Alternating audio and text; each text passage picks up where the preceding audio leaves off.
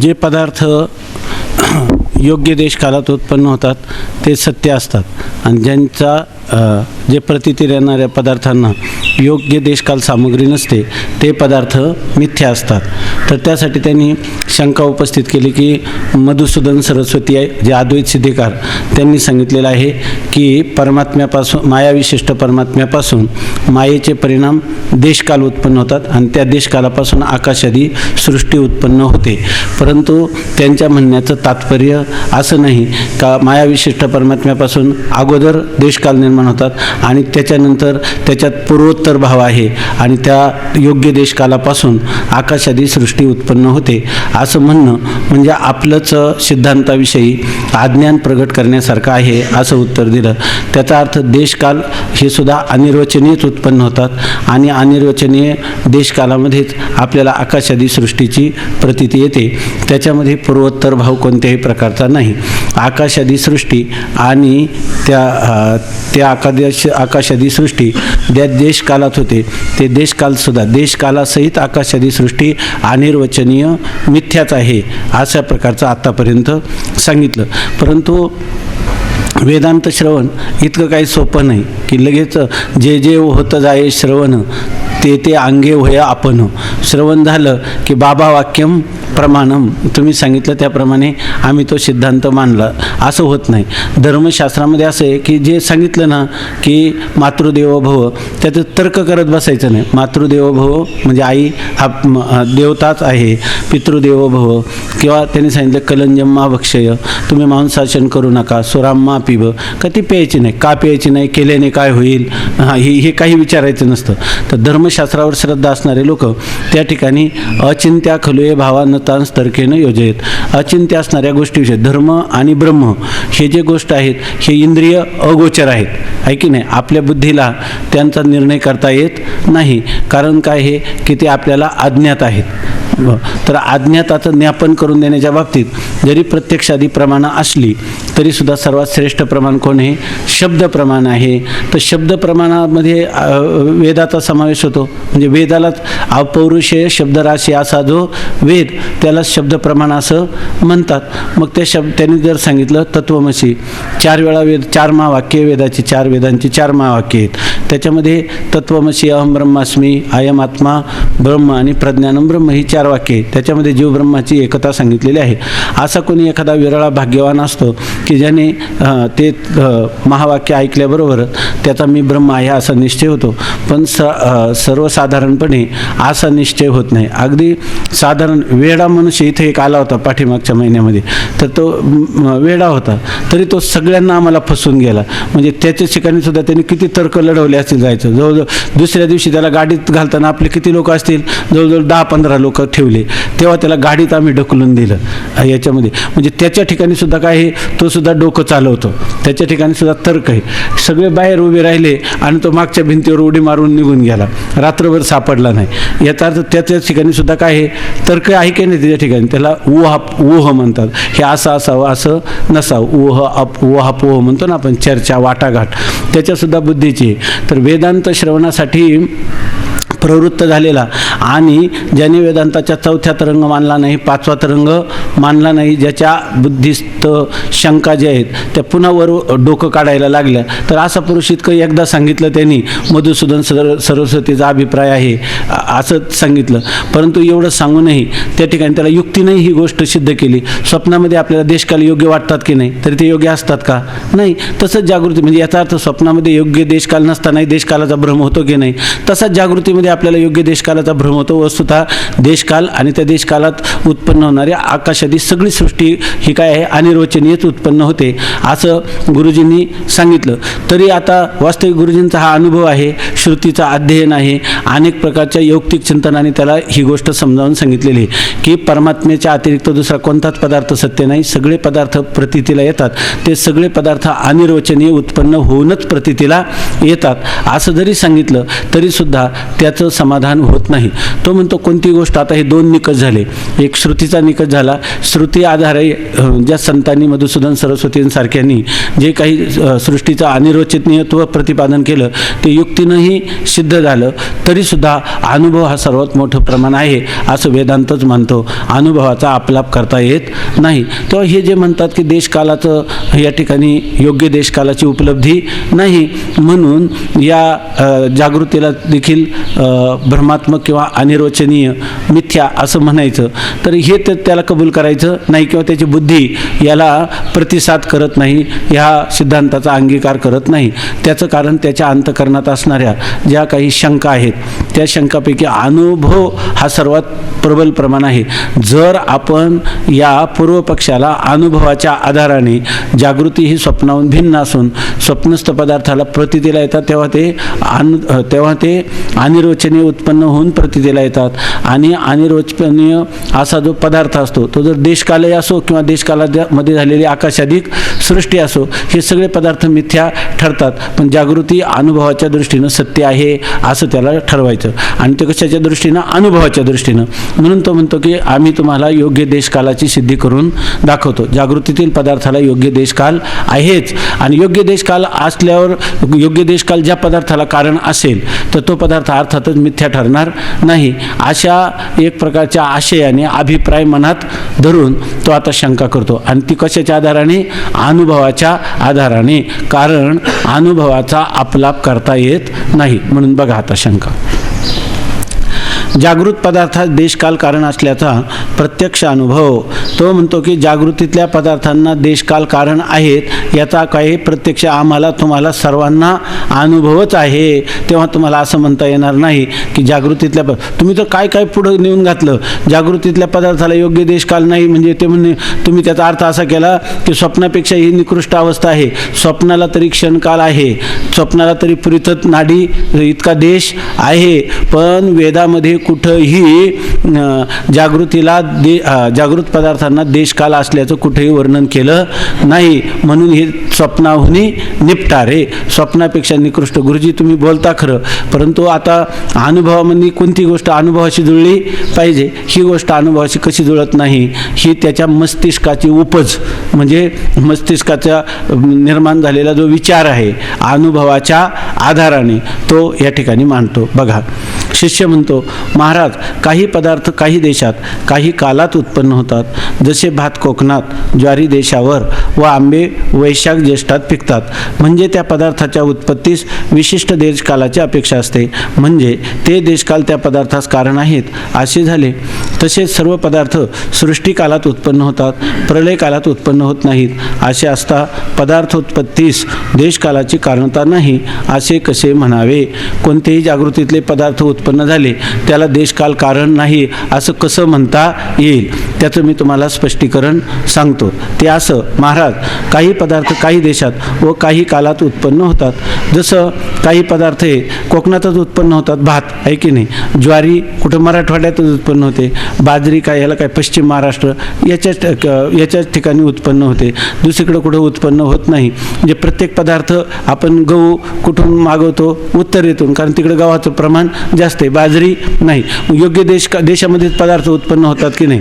ज्या वेळेला नेहमीची येतो मग पावसाळा हे तो सृष्टीचे कौतुक जाणं बाळा, आता सोडून द्या बाकी सध्या परिस्थिती त्याचा विचार वेगळा आहे. पण पावसाळ्याच्या दिवसातच पाऊस पडतो अजूनपर्यंत तर अशी धारणा आहे की नाही.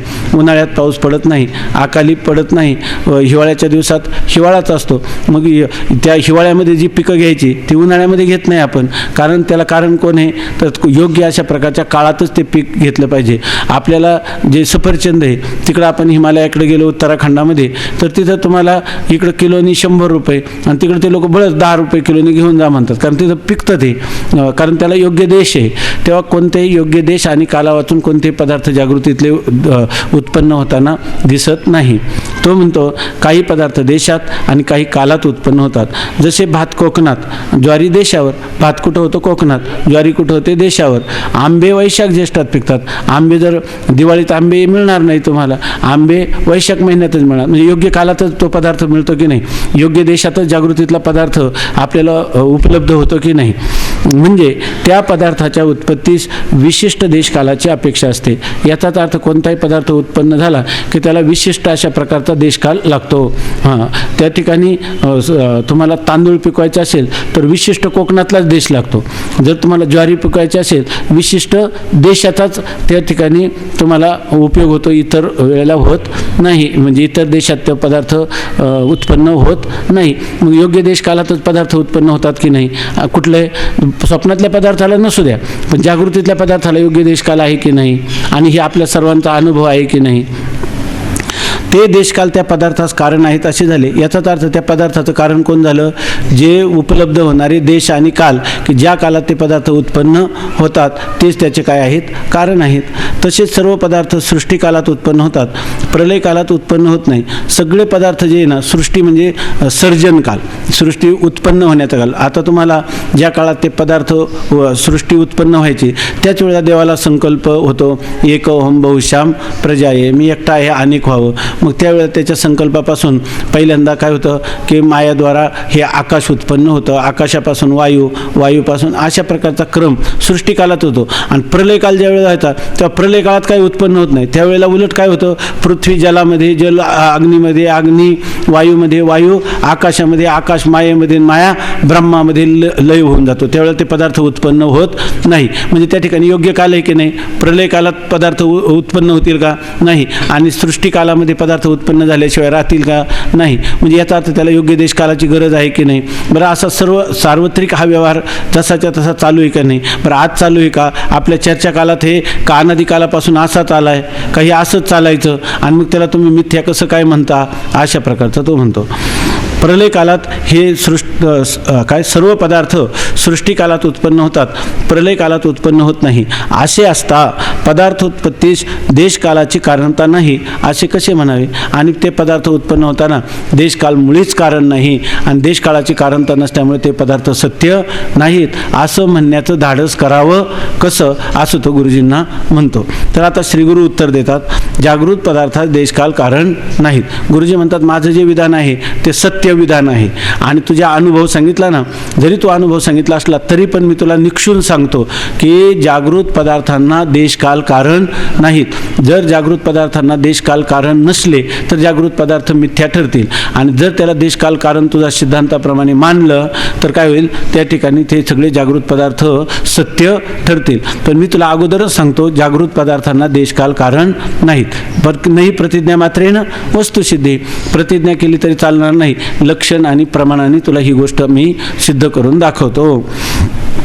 श्रीगुरु सांगतात, अरे ज्या मायेपासून देशकाल प्रपंच यांची उत्पत्ती होते त्या मायेपासूनच देशकालाच्या ठिकाणी अनिर्वचनीय कारणता प्रतीत होते. वास्तविक सर्वांची युगपत उत्पत्ती होते म्हणून देशकालाच्या ठिकाणी कारणता नाही. आता कसं सांगतात त्याला?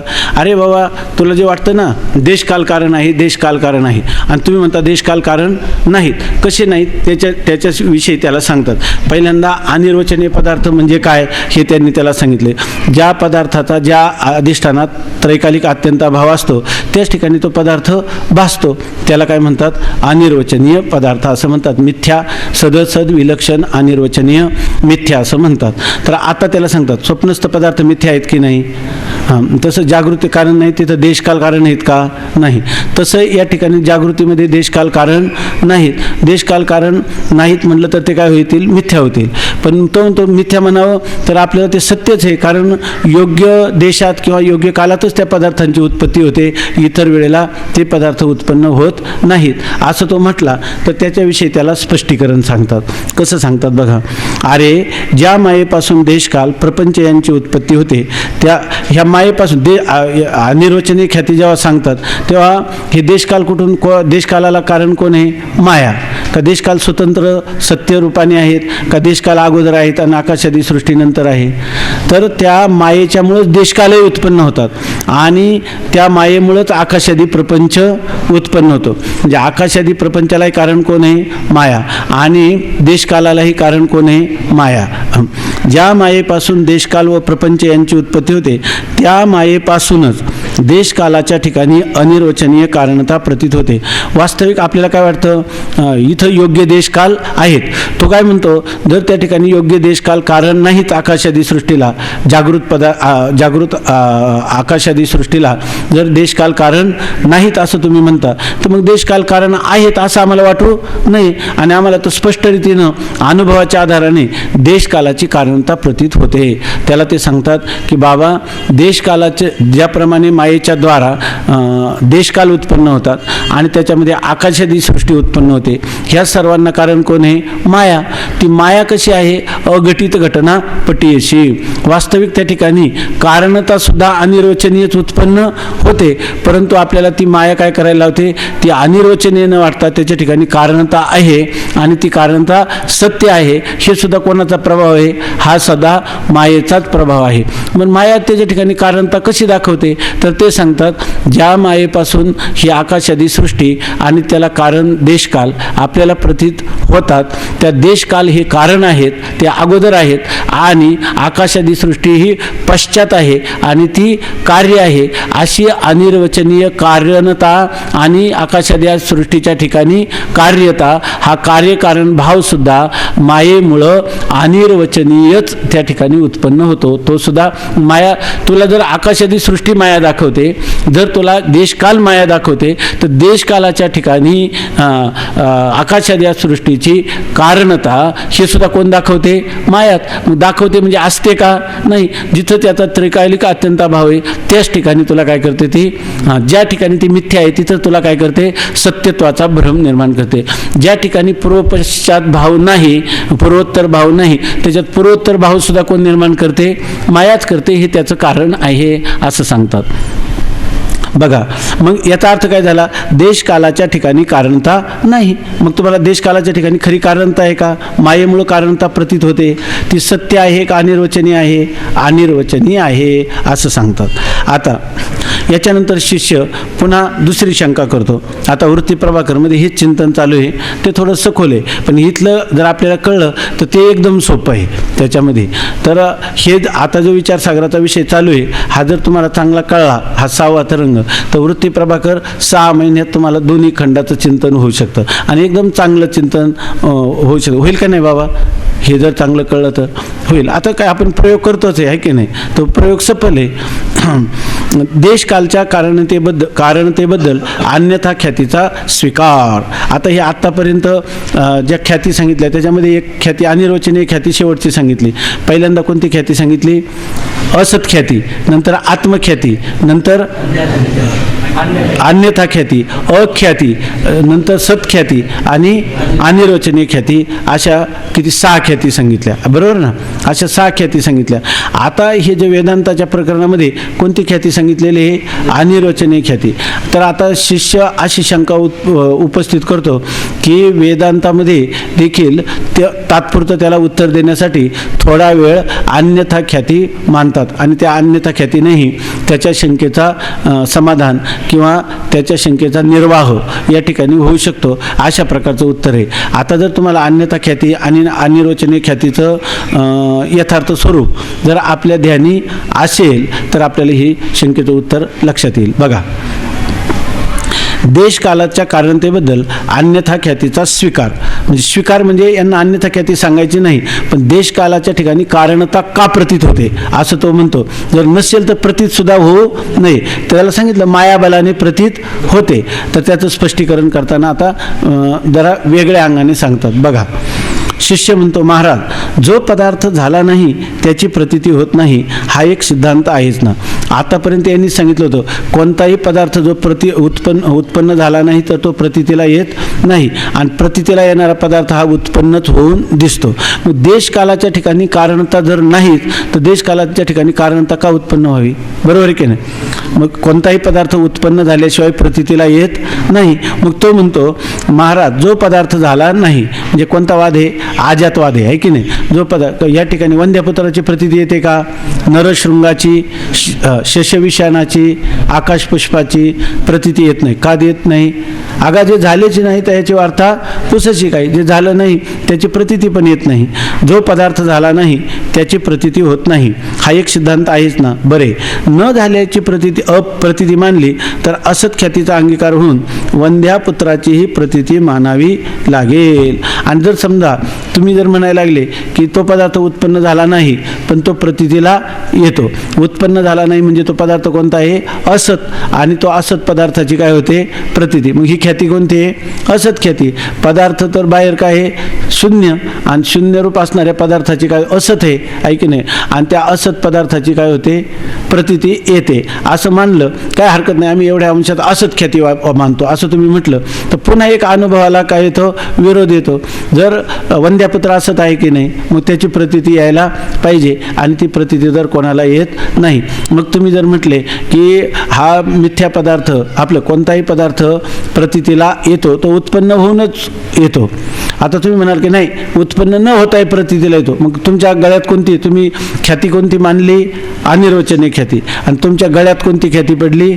असत ख्याती पडली, आहे की नाही. तुमच्या गळ्यात ख्याती कोणती आली? असत ख्याती. पदार्थ उत्पन्न न होता प्रतीतीला येतो, याला म्हणतात असत ख्याती. आता ते म्हणतो बरं आली तर आली, आमचं काही नाही. आली तर साधारण नाही. आज दुसरा एक प्रश्न येईल. आम्ही मला असं विचारू, वंद्यापुत्र असत आहे आणि तो तुम्हाला प्रतीतीला येतो ना मिथ्या पदार्थ किंवा अनुत्पन्न पदार्थ, असत पदार्थ, तो पदार्थ जर प्रतीतीला येऊ शकते असं असत ख्याती मानते. तुम्ही असत ख्याती मानल्यासारखं झालं. पण असत ख्यातीमध्ये दोष काय येतो?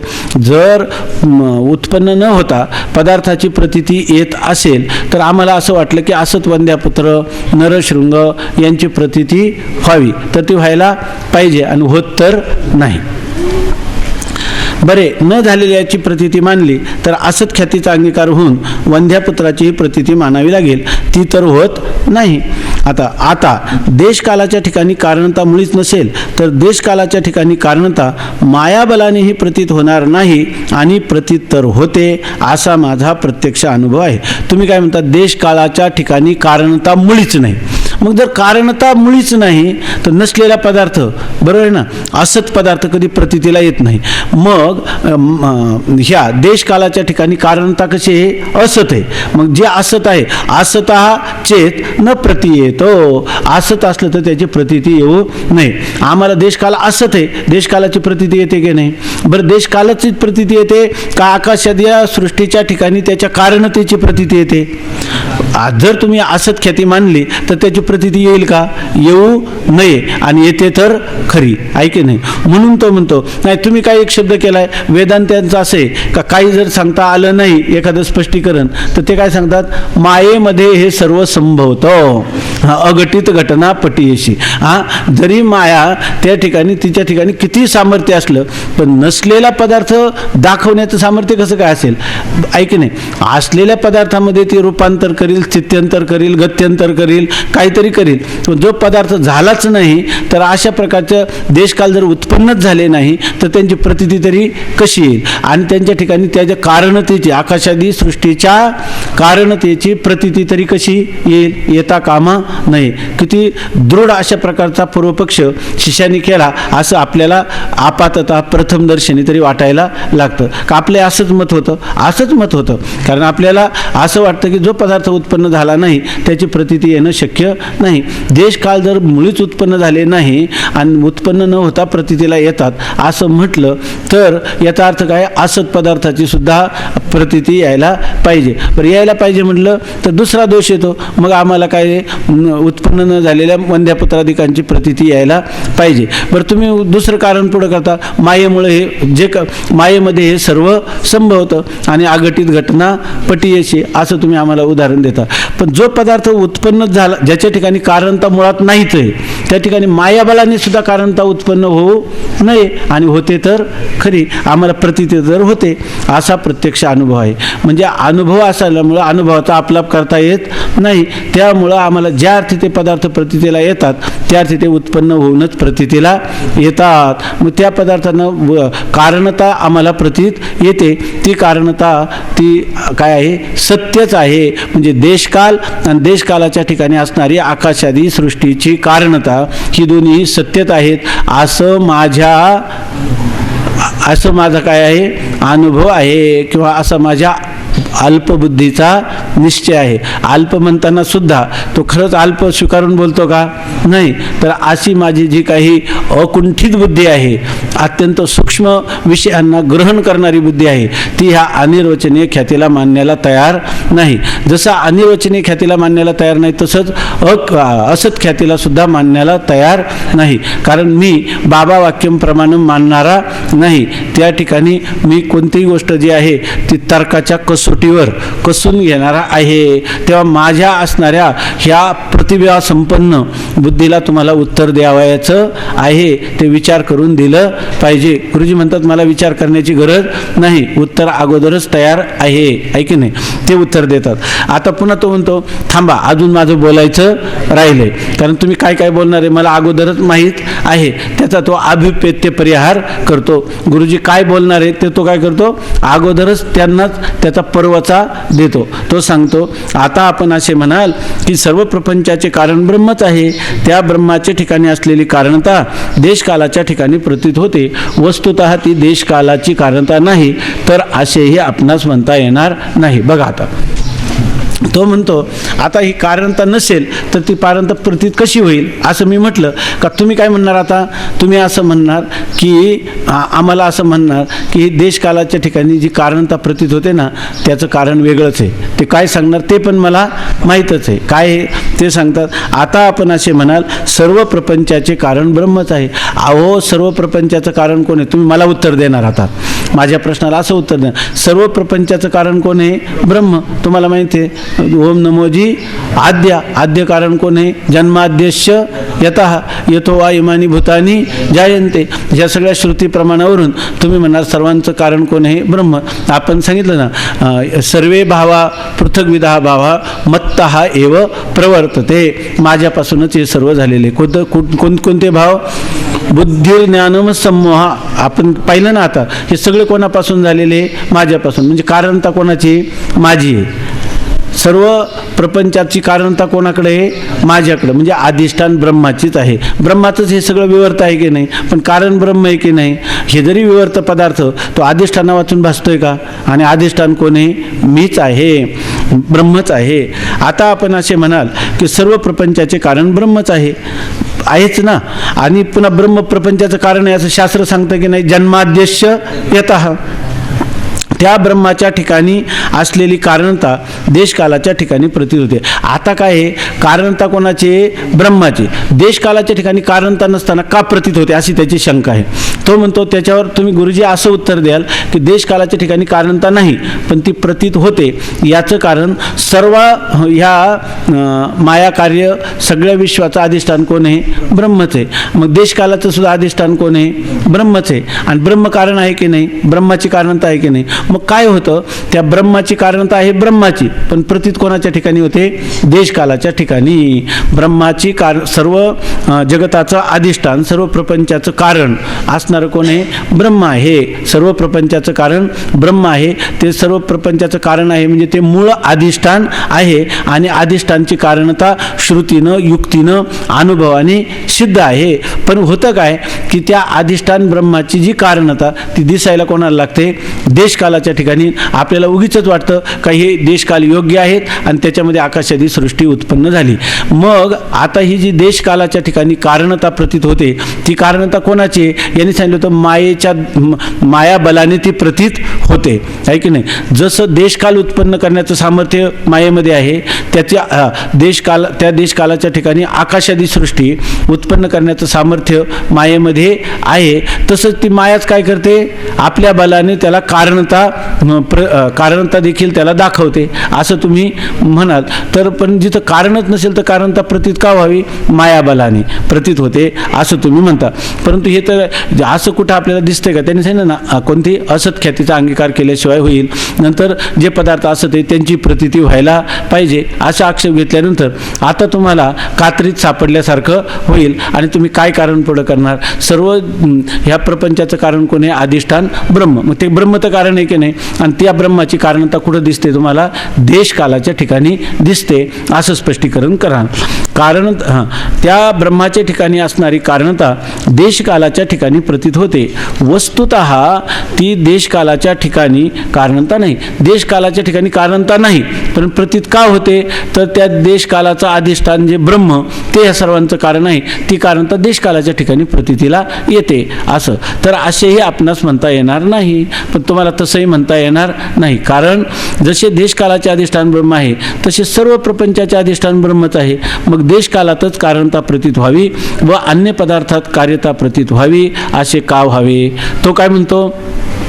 तुम्ही म्हणाल ब्रह्माची कारणता देशकालामध्ये. अहो पण ब्रह्म फक्त देशकालाचंच कारण आहे का? सगळ्या विश्वाचं, सगळ्या कार्यरूप प्रपंचाचं कारण कोण आहे? ब्रह्मच आहे. मग आपल्याला फक्त देशकालाच्याच ठिकाणी कारणता प्रतीत होते आणि आकाशादी सृष्टीच्या ठिकाणी काय होते? कार्यता प्रतीत होते. हे आता आकाशादी सृष्टीचं कारण कोण आहे? ब्रह्म. आणि देशकालाचं कारण कोण आहे? ब्रह्म. मग सगळ्यांच्याच ठिकाणी कारणता प्रतीत व्हायला पाहिजे. देशकालाच्या ठिकाणी तर कारणता प्रतीत होते. अधिष्ठान ब्रह्माची कारणता देशकालाच्या ठिकाणी प्रतीत होते. मग ती कारणता कुठं प्रतीत झाली पाहिजे? आणखी आकाशादी सृष्टीच्या ठिकाणी. पण त्याच्या ठिकाणी कार्यता प्रतीत होते. हे काही योग्य आहे का? जर अधिष्ठान ब्रह्माची कारणता आहे पण ती कारणता तुम्ही म्हणता देशकालात प्रतीत होते, देशकालाच्याच ठिकाणी काय प्रतीत व्हावी ती? आणि आकाशादी सृष्टीच्या ठिकाणी का प्रतीत होऊ नये? तिथं कार्यताच का वाटावी? अशा प्रकारचा संशय तो सांगतो. मग फक्त देशकालातच कारणता प्रतीत व्हावी व अन्य पदार्थात कार्यता प्रतीत व्हावी असे का व्हावे? असं उलट होऊ नये. शिवाय ब्रह्माची कारणता देशकालाच्या ठिकाणी प्रतीत होते या म्हणण्याने अन्यथा ख्यातीचा स्वीकार केल्यासारखे होईल. आता बघा, एक तर पहिल्यांदा त्याच्या असत ख्याती गळ्यात मारून पाहिली. आता दुसऱ्यानंतर याला काही झालं तरी अनिर्वचनीय ख्याती काय कबूल करायची नाही. मग आता तो म्हणतो एवढ्या तावातावाने यांनी जेव्हा ह्या अनिर्वचनीय ख्यातीवाद्यांनी, वेदांत्यांनी किती साक्षीत्व केले बघा. व्यासपीठावर हे 6 जण विद्वान बसले होते, ऐके नाही, 6 जण बसले होते. आणि जेव्हा काही हे काय त्याला म्हणतो आपण असं बौद्ध, शून्यवादी बौद्ध आले, असत ख्याती सांगितली. नंतर विज्ञानवादी बौद्ध आले, आत्मख्याती सांगितली, ऐके नाही. नंतर कोण आले? न्यायवैशेषिक आले, अन्यथा ख्याती सांगितली. नंतर प्रभाकर मीमांसक आले, अख्याती सांगितली रामानुज. आणि नंतर रामानुजांनी सत्ख्याती सांगितली. हे सगळे हात बांधून पाहत राहिले. आणि नंतर सगळ्यात त्यांचं परस्परातलं भांडण, त्याचं साक्षीत्व केलं, ऐके नाही. आणि सगळं झाल्यानंतर भांडण मिटवताना सांगितलं तुमची सर्वांची मतं चुकीची आहे आणि एकटी अनिर्वचनीय ख्यातीच तेवढी महान आहे आणि ती काय श्रुतियुक्ती अनुभवाला संमत आहे असं त्यांनी विधान केलं. त्यापासून हा जसा साप ते काय डुक धरून बसतो तशा प्रकारांना हा पूर्व पक्ष आहे. त्यामुळं ज्या ख्यातीचं खंडन केलं ते त्या पहिले असत ख्यातीच गळ्यात मारून पाहिले. ते जर जमलं नाही तर आता काय म्हणतो? तुम्ही म्हणता एकतर काय आहे, देशकालाची कारणता आपलं ब्रह्माची कारणता ही कुठं देशकालाच्या ठिकाणी प्रतीत होते असं तुम्ही म्हणता. त्याच्यामध्ये होता कामा नये, कारण सगळ्यात जे प्रपंचाचं अधिष्ठान कोण आहे? ब्रह्म. मग देशकालाच्याच ठिकाणी असं काय आहे की ज्या ठिकाणी कारणता प्रतीत व्हावी? आणि असं कोणता कारण आहे की ज्या ठिकाणी आकाशादी सृष्टीची कार्यता प्रतीत व्हायची? तर सगळ्यांच्यामध्ये कारणताच प्रतीत झाली पाहिजे. आणि तसं तर काय आपला अनुभव नाही. बरं, तो म्हणतो आणखीन एक तुम्हाला दोष येतो. गुरुजी तुम्ही विचार जो केला ना पटकन, त्याला काय म्हणतो आपण, थोड्या उथळ बुद्धीने विचार केला आणि लगेच तुम्ही आम्हाला त्या ठिकाणी खंडन करण्याचा प्रयत्न केला. पण तुमचं म्हणणं जर स्वीकार केलं ना तर दुसरी एक ख्याती तुमच्या गळ्यात पडते. ती कोणती? अन्यथा ख्याती. कारणता आहे कोणाची? ब्रह्माची. आणि ती कोणाच्या ठिकाणी प्रतीत झाली? देशकालाची. कारणता आहे ब्रह्माची आणि प्रतीत कोणाच्या ठिकाणी? देशकालाच्या ठिकाणी. समजा देशकालाच्या ठिकाणी कारणता प्रतीत होते असं जरी मानलं क्षणभर तरी सुद्धा तुमची अनिर्वचनीय ख्यातीचा भंग झाला. आणि तुम्ही कोणती ख्याती आहे एकाची आणि दिसते दुसऱ्याच्या ठिकाणी. म्हणजे काय, अन्याच्या ठिकाणी असणारे धर्म कोणाच्या ठिकाणी पाहिले तुम्ही, अन्याच्या ठिकाणी पाहिले, अन्य रूपाने पाहिले. याचा अर्थ कोणती ख्याती झाली तुमची, कारणत्व आहे ब्रह्माचं आणि पाहिलं कुठं, देशकालात. याचा अर्थ तुम्ही कोणत्या ख्यातीचा स्वीकार केला, अन्यथा ख्याती. आणि त्या अन्यथा ख्यातीचं तुम्हाला तर फार वावडं आहे की नाही. अख्यातीवाद्यांनी जेव्हा अन्यथा ख्यातीचं खंडन केलं तेव्हा तर तुम्ही एकदम टक लावून पाहत होते कसा कसा खंडन करतो. आणि तुम्हाला कसं होतं, अगदी गुदगुल्या होत होत्या ऐकण्यात त्याचं खंडन होताना. आणि आता तीच अन्यथा ख्याती जी आहे ती तुम्ही स्वतः स्वीकार केली असं म्हणतो.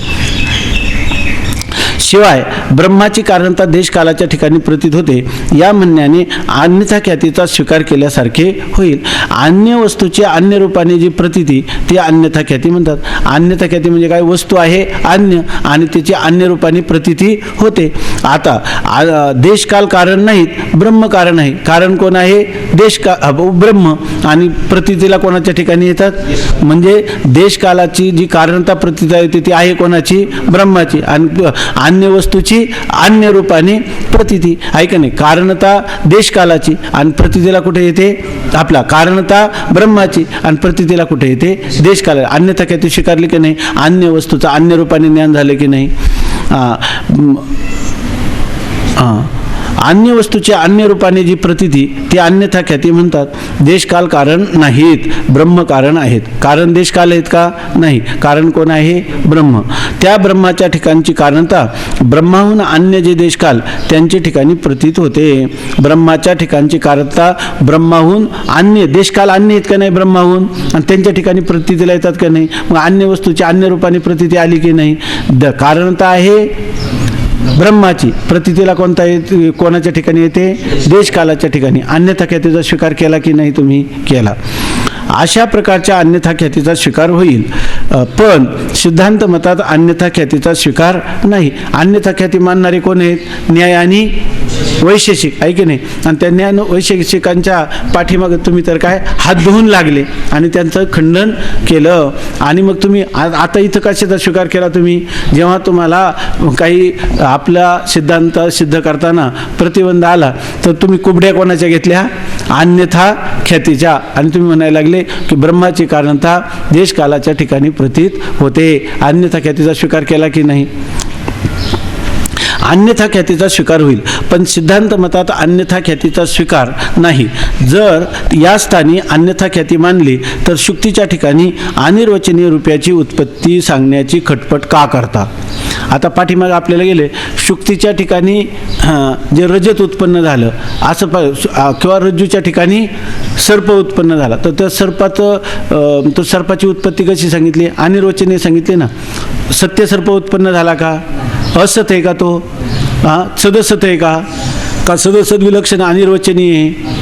आणि हे सांगण्याने तुम्ही कोणती ख्याती सिद्ध केली त्याची, रज्जू सर्पाची उत्पत्ती सांगताना कोणती ख्याती सांगितली, अनिर्वचनीय ख्याती. ठीक आहे ना, हे तर काय अडचण नाही ना. अनिर्वचनीय ख्याती तर सांगितली का नाही. शुक्ती रजताला कोणती ख्याती सांगणार, तीच कोणती, अनिर्वचन. मग तिथं सुद्धा आम्ही म्हणतच होतो ना की या ठिकाणी जी शुक्ती आहे तीच काय झाली, रजत रूपाने प्रतीतीला आली. पण तिच्यामध्ये तात्विक बदल झाला का नाही झाला. अहो पदार्थाचं काय त्याला म्हणतो आपण,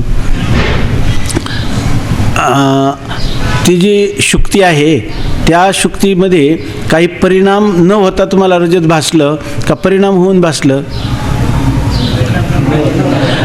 एक अन्यथा ख्यातीमध्ये काय आहे, तुम्हाला जो वारुळावरचा सर्प भासला तो सर्प सत्य आहे का मिथ्या आहे. सर्प काय आहे, सत्यच आहे. तुम्ही कुठला सर्प पाहिला, वारुळातला, आणि भासला कुठं तुम्हाला, रज्जूवर भासला. तो सत्य आहे का मिथ्या आहे. सत्ख्यातीप्रमाणे तो काय आहे, सत्यच आहे की नाही. त्यांनी लिहिलं ना, सगळ्या त्या अवयवांचा अवयवीमध्ये काय होतो, ध्वंस होतो. पण ते पदार्थ काय आहेत, सगळे सत्यच आहेत का मिथ्या आहे ते पदार्थ, नाही. आता बघा, सिद्धांत मतात अन्यथा ख्यातीचा स्वीकार नाही. जर ते आणखी सांगतात, ज्या वेळेला आम्ही शुक्तीवर रजत कसं उत्पन्न होतं त्यावेळेला आम्ही जर म्हटलं असतं ते वाळवंटात असणारं शिंपलं, बरोबर आहे ना, वाळवंटात असणारं जे शिंपलं त्याच्या ठिकाणी जे काही सोनाराच्या दुकानात असणारं जे रजत त्याची प्रतीती होते. असं अन्य वस्तूच्या अन्य रूपाने किंवा अन्यत्र असणाऱ्या वस्तूचं अन्यत्र असं ज्ञान होतं. 2 प्रकारची अन्यथा ख्याती सांगितली आणि आम्ही ती हा स्थान बदलतं फक्त, त्याचं फक्त काय बदलतं स्थान. सर्प कुठे आहे वारुळात आणि दिसतो कुठं रज्जूवर, आहे की नाही. मग त्याचं तर खंडन केलं. जर वारुळावरचा सर्प दिसला तर वारुळावरचं गवत का नाही दिसलं असं म्हटलं, आहे की नाही. त्याचं खंडन केलं तुम्ही. याचा अर्थ तो सर्प कसा आहे अनिर्वचनीयच उत्पन्न होतो असं सांगितलं. आणि आता मात्र अन्यथा ख्यातीचा स्वीकार करता. मग तिथं सुद्धा शुक्तीवर रजत का भासतं याविषयी तुम्ही अन्यथा ख्यातीचा स्वीकार केला का नाही. की सोनारातल्या दुकानातली जी चांदी आहे ती तुम्हाला कुठं दिसते त्या शुक्तीच्या ठिकाणी दिसते असं तुम्ही कबूल केलं का तिथं नाही. ती चांदी चांदी काय आहे अनिर्वचनीय उत्पन्न होते. ही खटपट करायची काय गरज होती. आम्ही तर एवढंच सांगितलं. ते किती त्रास आहे त्याच्यामध्ये अनिर्वचनीय ख्याती. प्रतीतीला कसं काय येतं नाही तर अभावरूप पदार्थ प्रतीतीला कसा काय येईल. म्हणून तुम्ही सांगितलं की तो अनिर्वचनीय उत्पन्न होतो. तो सत नाही, तो असत नाही, सदसद विलक्षण अनिर्वचनीय. आणि तुम्ही कितीतरी प्रयत्नाने ती अनिर्वचनीय ख्याती आमच्या बुद्धीमध्ये आरूढ करण्याचा प्रयत्न केला. त्यावेळेला आम्ही थोडी कबुली दिल्यासारखं दिलं. पण खरंच जर आम्हाला पटली असती तर आता आम्हाला पुन्हा शंका आली असती का नाही. हे आमचंच बरोबर आहे कारण ते तुमचं चुकीचंच आहे. अनिर्वचन त्याच वेळेला तुम्ही मानायला पाहिजे होतं. अन्यथा ख्यातीचा सुद्धा स्वीकार करायला पाहिजे होता असं तो सांगतो. पण सिद्धांत मतात अन्यथा ख्यातीचा स्वीकार नाही. जर या स्थानी अन्यथा ख्याती मानली तर शुक्तीच्या ठिकाणी अनिर्वचनीय रूपाची उत्पत्ती सांगण्याची खटपट का करता. तेथे ही अन्यथा ख्याती मानली म्हणजे सर्व भ्रमस्थली अनिर्वचनीय ख्याती मानण्याची जरूरच राहणार नाही. तिथं सुद्धा तुम्ही काय शुक्ती रज स्थाणू पुरुष रज्जू सर्प इथं सुद्धा कोणती ख्याती मानायला पाहिजे होती. सरळ अन्यथा ख्याती मानायला पाहिजे होती. पण तिथं तर तुम्ही ती मानलेली नाही. मग तिथं जर मानली तर काय झालं असतं. जर अन्यथा ख्याती त्याच वेळेला मानली असती तर तुम्हाला हे जे अनिर्वचनीय ख्याती पटवणे. आता हे वृत्ती प्रभाकर म्हणजे काय आहे अनिर्वचनीय ख्यातीचं वर्णनच आहे. हे पंचदशी हे सगळे ग्रंथ काय आहे सगळे म्हणजे अनिर्वचनीय ख्यातीचाच काय आहे विस्तार आहे. मग हे काय करण्याची गरज असते का. ग्रंथाचा विस्तार करावा लागला असता का काही नसतं. आपल्या बुद्धीला सुद्धा श्रम झाले असते का काहीच झाले नसते. तिथंच आम्हाला वाटतं की तुम्ही अन्यथा ख्याती स्वीकार करायला पाहिजे होती. आता पुन्हा तो आणखीन म्हणतो. आता आपण असे म्हणाल की आता तुम्ही असं म्हणाल की त्याच्या पुढे त्यांचं एक आहे एवढं झालं ना. अजून म्हणतो तुम्ही म्हणाल की त्या ठिकाणी पदार्थ नसताना प्रतीतीला कसा येईल. जो पदार्थ उत्पन्न झाला नसेल तो कसा प्रतीतीला येईल असं आम्ही म्हटलं तर तुम्ही अनिर्वचनीय ख्याती मानली. आणि त्याचं स्पष्टीकरण करताना असं सांगितलं जर रज्जूवर सर्प नव्हता सर्प भासलच कसा.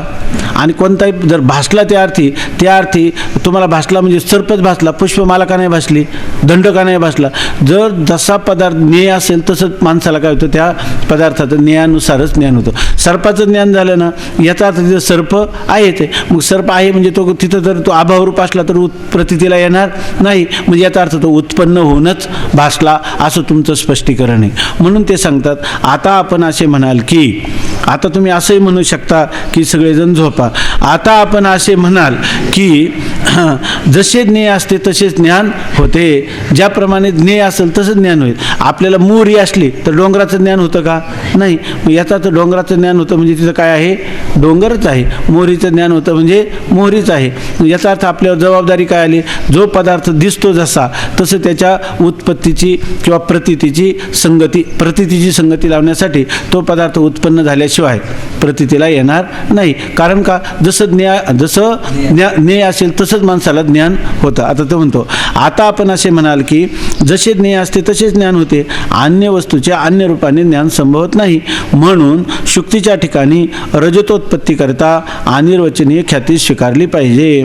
आता इथं आम्ही जरी अन्यथा ख्याती स्वीकारली असेल तर तुम्ही काय म्हणता शुक्तीच्या ठिकाणी रजताच्या प्रतीतीची संगती सांगण्यासाठी तुम्हाला अनिर्वचनीय ख्याती सिद्ध करण्यासाठी एवढा उठारेटा करण्याची गरजच नव्हती. सरळ अन्यथा ख्याती तिथंही स्वीकारायची होती आहे की नाही. असं तर लगेच तुम्ही आता आम्हाला असं उत्तर द्याल की नाही असं नसतं. जसं ज्ञेय असतं तसंच ज्ञान होतं असं म्हणाल. अन्य अन्य वस्तूचे अन्य रूपाने ज्ञान संभवत नाही. ही अन्य वस्तूचं अन्य रूपाने ज्ञान ही कोणती ख्याती आहे? अन्यथा ख्याती. पण वस्तू जसं असेल तसंच ज्ञान होतं. वस्तू आहे अन्य आणि तिचं ज्ञान अन्य रूपाने कधी होणं शक्य नाही. म्हणून शुक्तीच्या ठिकाणी आता आहे शुक्ती आणि दिसतंय काय? रजत. म्हणजे अन्य वस्तूच्या अन्य रूपाने प्रतीती होते की नाही. आणि तिच्यामध्ये जर तुम्हाला त्या ठिकाणी जर शुक्तीवर रजत उत्पन्न झालं नसेल तर प्रतीती पण येणार नाही. कारण अन्य वस्तूच्या अन्य रूपाने उत्पत्ती आपलं अन्य रूपाने प्रतीती येणं शक्यच नाही. प्रतीती तर येते याचा अर्थ ते प्रतीती येणारा पदार्थ त्या ठिकाणी आहे. कारण तो ज्ञेय नसेल, जसं ज्ञेय असेल तसंच त्याचं ज्ञान होतं. आणि असंच शुक्तिरजताचं झालं आहे की नाही. शुक्तिरजत ज्ञेय कोण दिसला आपल्याला? रजत. स्थाणुपुरुषामध्ये कोण दिसला? पुरुष. रज्जू सर्पामध्ये कोण दिसला? सर्प. याचाच अर्थ तो सर्प प्रतीतीला येतो म्हणजे तिथं सर्प आहेत. पण तो सर्प आहे सत्य सर्प आहे का तो तिथं?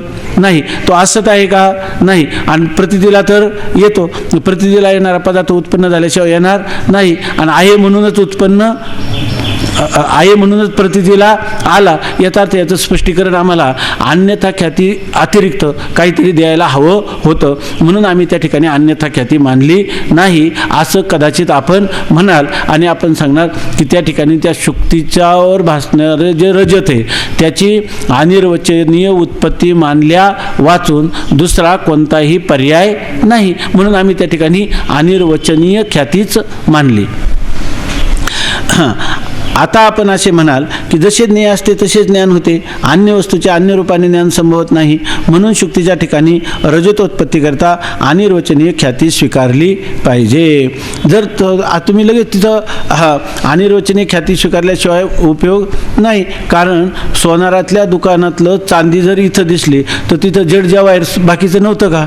ते का दिसलं नाही? अन्यत्र असणारी वस्तू अन्यत्र दिसेल कसे? अन्य स्वरूपाची वस्तू अन्य स्वरूपात दिसेलच कशी? म्हणून त्या ठिकाणी अन्यथा ख्यातीचा अनुभवावरही आम्हाला स्वीकार करता येईना. आणि संगती तर सांगणं काय आहे? भाग आहे. मग आम्ही कोणत्या ख्यातीनं निर्वाह केला? शुक्ती रजताचा स्पष्टीकरण आम्ही कोणत्या ख्यातीच्या आधारे केलं? अनिर्वचनीय ख्यातीच्या आधारे केलं असं कोण म्हणेल? असं गुरु म्हणतील. असं कोण म्हणतो? असं सिद्ध. कदाचित आपण असं स्पष्टीकरण देणार. बोलून कोण राहिलं आहे? पूर्व पक्ष आहे का उत्तर पक्ष आहे? ऐके नाही. आणि स्पष्टीकरण कोणाचं देतो? उत्तर पक्षाचं. आणि देऊन कबुली करतो का त्याला विरोध करतो? विरोध करतो. कसा करतो ते पहा.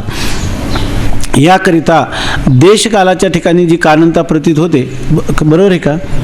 याकरिता देशकालाच्या ठिकाणी जी कारणता प्रतीत होते ती अनिर्वचनीयच मानली आहे. आता ते म्हणतात रजतोत्पत्ती करता शुक्तीवर रजत कसं भासतं? त्याला अनिर्वचनीय ख्याती मानल्याशिवाय स्पष्टीकरण होतं का? नाही. तसंच याच ठिकाणी देशकालाच्या ठिकाणी कारणता जी प्रतीत होते ती अन्य वस्तूच्या अन्य ठिकाणी असं म्हणतात ना. तर ते म्हणतात देशकालाची जी उत्पत्ती होते देशकालाच्या ठिकाणी जी कारणता प्रतीत होते. कारणता आहे का त्याच्या ठिकाणी? नाही. कारण जसं ज्ञेय असतं तसंच ज्ञान होतं. कारणता जर नसेल तर प्रतीत तरी कशी होईल? आणि मग ज्या अर्थी प्रतीत होते त्या ती कारणता आहे का त्याच्या ठिकाणी? नाही. मग ती सत आहे का? नाही. बरं नाही का? नाही का ते? कारण प्रतीतीला येते. बरं आहे का? नाही. तत्वतः विचार केला की ती काय होते? बाधित होते. मग सत आहे का ती कारणता? असत आहे का? पण सतही आहे ना असतही आहे. सदसत तरी आहे का? नाही. सदही नाही आणि असतही नाही. अर्थात ती सदसद विलक्षण अनिर्वचनीय उत्पन्न होते. ठीक आहे ना. याकरिता देशकालाच्या ठिकाणची जी कारणता प्रतीत होते ती अनिर्वचनीयच मानली आहे. कारण त्याच्या ठिकाणी वास्तविक कारणता नाही. देशकालाच्या ठिकाणी वास्तविक कारणता आहे का? नाही. मग आणि प्रतीतीला तर येते. मग ती कशी मानली पाहिजे? अनिर्वचनीय मानली पाहिजे. त्या ठिकाणी देशकालाची कारणता ही अनिर्वचनीयच उत्पन्न होते. अन्यथा ख्याती मानून भागेल तिथं? अन्यथा ख्याती सांगता येणार नाही. पण असे आपणास म्हणता येणार नाही. तो म्हणतो वास्तविक कारणता देशकालाच्या ठिकाणी नाही. मग वाटते ती कशी आहे? अनिर्वचनीय आहे. पण आता हा शिष्य म्हणतो पण असे स्पष्टीकरण पण असे आपणास म्हणता येणार नाही. अशा रीतीनं या ठिकाणी तुम्हाला देशकालाच्या कारणतेचं स्पष्टीकरण हे अनिर्वचनीय ख्यातीच्या द्वारा या ठिकाणी करता येणार नाही.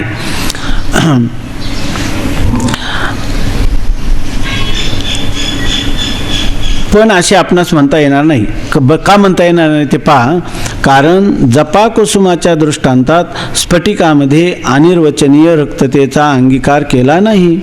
तेथे सिद्धांत मतात अन्यथा ख्यातीच मानली आहे.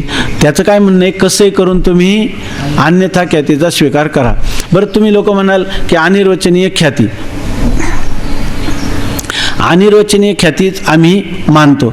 तर मग काय केलं पाहिजे, माणसाने एकदा अनिर्वचनीय ख्याती ठरवली की सगळ्या ठिकाणी कोणती गोष्ट कशाने सिद्ध केली पाहिजे, तुम्ही अन्यथा ख्यातीनं सिद्ध केली पाहिजे, आपलं अनिर्वचनीय ख्यातीनं सिद्ध केली पाहिजे. कारण तुमचा सिद्धांत तर काय अन्यथा ख्यातीचा नाही, तो तुम्हाला मान्यसुद्धा नाही.